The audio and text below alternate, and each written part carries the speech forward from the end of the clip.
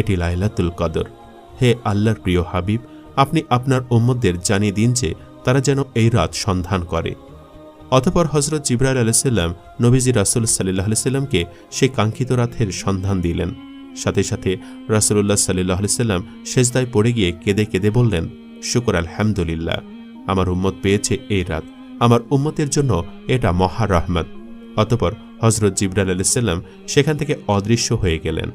সাথে সাথে দূরের মসজিদ থেকে আজানের সুমধুর ধ্বনি ভেসে এলো, যা রাসূলুল্লাহ সাল্লাল্লাহু আলাইহি সাল্লামের হৃদয়কে আরও প্রশান্তি দান করল।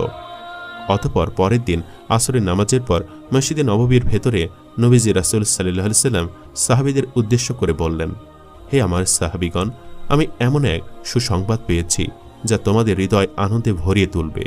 তাই আজ ইফতারের পর সবাই মসজিদে একত্রিত হবে। আল্লাহ আমাকে একটি রাতের সংবাদ দিয়েছেন। উক্ত কথাগুলি বলে